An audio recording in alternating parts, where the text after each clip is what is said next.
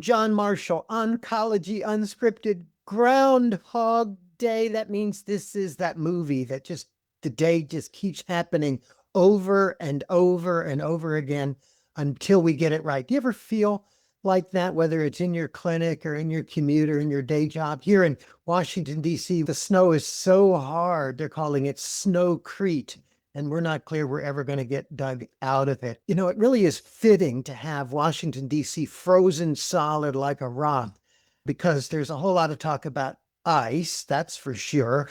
DC probably should be shut down, that's for sure. But we are trying to keep going and we are trying to take care of one another. I want to start by looking at a paper that hit my social media feed from Nature, of all places. And it was really a paper that looked at the cost of cancer care going forward. And over the next 30 years, the estimate that we would spend on cancer as a world, the number was going to be about $25 trillion looking ahead. And you think about, oh my goodness. And then you think about most patients in the world don't even have access to cancer care. So how much of that 25 trillion is in fact expanding markets versus how much of that is more and more consumables for the cancer patient, more expensive therapies, et cetera? I'm not really sure, but we need to watch ahead because we are a big market out there, team.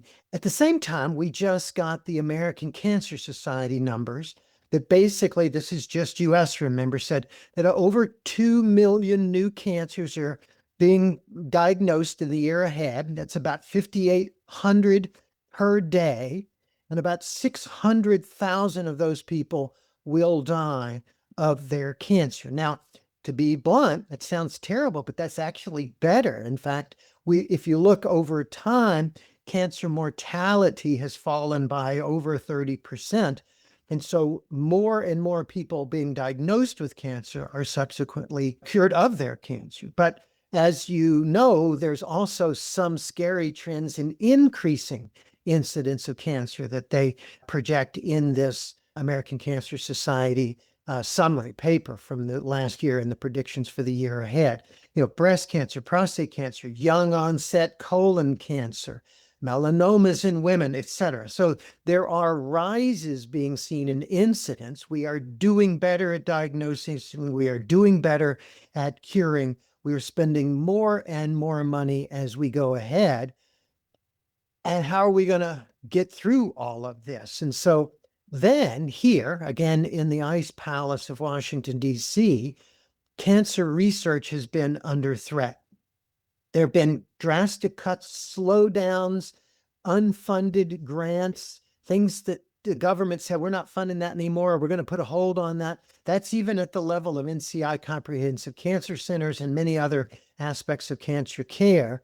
And that threat, along with the sort of threat of health insurance not being maintained, the issues around the Affordable Care Act, is that really been funded or not? We're not quite sure where that stands, to be honest, right now, today on Groundhog Day.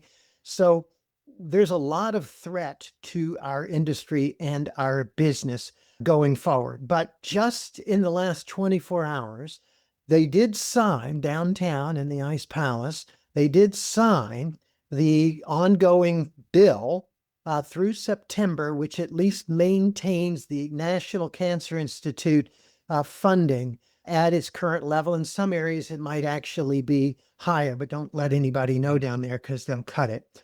So every day I wake up, it's Groundhog Day, and every day I wake up to a new set of parameters that we have to live by and worries and things we have to plan for. And at a time when more and more patients are expecting more of us, more and more innovation is coming to the table that's going to allow us to have a bigger and bigger impact on cancer.